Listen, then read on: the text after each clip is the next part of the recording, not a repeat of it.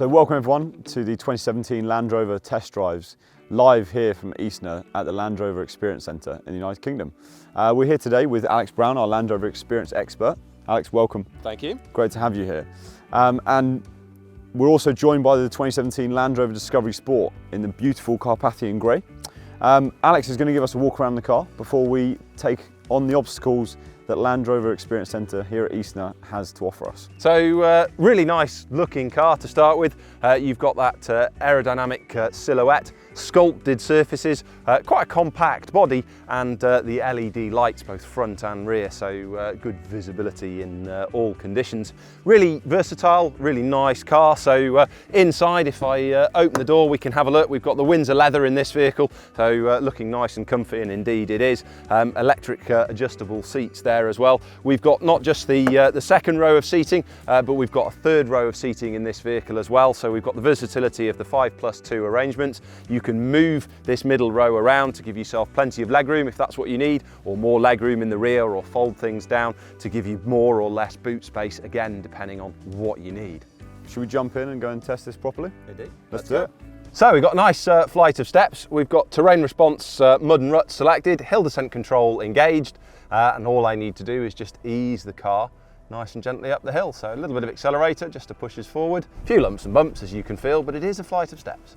So terrain response is a fantastic system. Things like throttle response, the way in which the four-wheel drive systems are working, hill descent control, traction control, all talk to, all adjusted and balanced to help us get through the terrain. So this Mud and Ruts program is giving me a really nice control on the throttle to allow me just to ease the car forward, and then I can use the hill descent control, take my feet away and just allow the car to come down the hill. Amazing. We've got a 600mm wading depth on Discovery Sport, and coincidentally that's just about the depth of the water that we've got through here. Feet away, lower the car into the water, and then just a little bit of acceleration, just generating a small bow wave, pushing the car through, keeping it moving nice and steady, helping to move some of that water out of the way. Seeing down the sides there, you can see it's about 3/4 of the way at the wheel. Absolutely perfect for us to drive through there, no problems at all. Here we go, out it climbs, easy as that. Excellent towing capacity on this vehicle, 2.5 tonnes or 2,500 kilos. So this is quite a nice obstacle. I'm going to lower the car in nice and slowly, just using the foot brake so we get the full effect of it. But it's going to basically take us from being on the level into a side slope. A little bit of an odd sensation. As we come in, front wheel drops into the hole, but of course it means the rear wheel lifts up into the air. So you can feel that slightly odd feeling in the car as it tilts over. Rear wheel up on the deck and back down on the ground. About 30 degrees of side slope here, so interesting is probably a good word. Just needs a little bit of acceleration, just get that traction control system working, and it balances the power between left and right, and up we go. So what we've got is a set of rollers on the left hand side, so I'm just easing the car up, first wheel coming onto those rollers, and the rollers are simply there to allow the wheels to slip, but as you can feel, with just one wheel on the rollers, not really much of a problem. The 3 remaining wheels of the car are pushing us up the hill. But once we get 2 wheels on the rollers, so we get a front and a rear, we get a little bit of slip. And as you can feel, initially the car starts to slip. We just need a tiny amount of traction control, a little bit of acceleration, and the car simply eases itself forward. No problems, no difficulties at all. Amazing. Down the other side, feet away, let the hill descent control do its job. So quite an interesting climb up here. I'm going to let the ATPC do it. So feet away, let the car climb up the hill, and you'll see it's showing us what's going on underneath. So as I steer, you can see the wheels steering on the screen there, and indeed the four-wheel drive system, as it's balancing the power between the front and rear, it just eases us up the hill. A little bit of wheel spin here, but again, system realizes that applies a little bit of power, and it simply eases the car up the slope, no problems at all.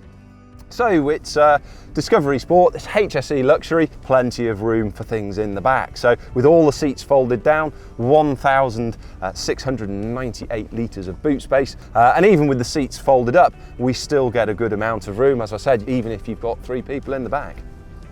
So let's head out onto the road.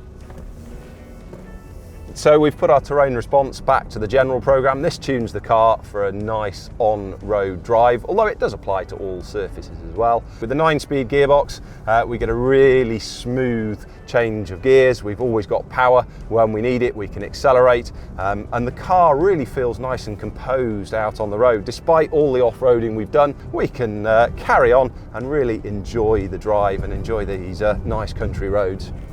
So we've got a whole raft of systems that are there to help us, both sort of in the foreground that we can see and indeed in the background. So things like lane keep assist, which will help us not to drift out of our lane. So if I started to drift over towards the wrong side of the road, it would gently nudge me back towards the correct side. We've got a driver drowsiness monitor. So if I'd been driving late into the night and I was starting to fall asleep, car sensors would help to detect that, and it would tell me it's now time to have a rest and take a break.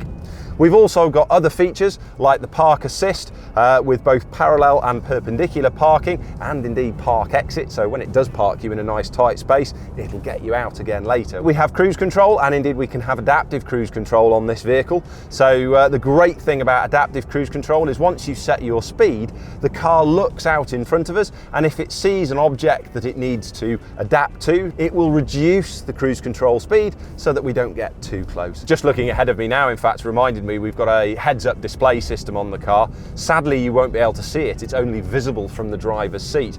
But in there, I've got the current speed, and with the traffic sign recognition system on the car, I can not only have the current speed shown to me, but the car will read the road signs, so I can see exactly what speed I'm doing and exactly the speed limit of the road. So really helpful system there. Thanks very much everyone for joining, and be sure to tune in next week when we test the all-new Land Rover Discovery.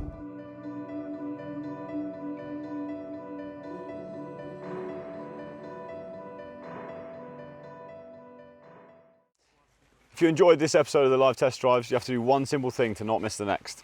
Subscribe to Land Rover's YouTube channel now. Thanks for watching.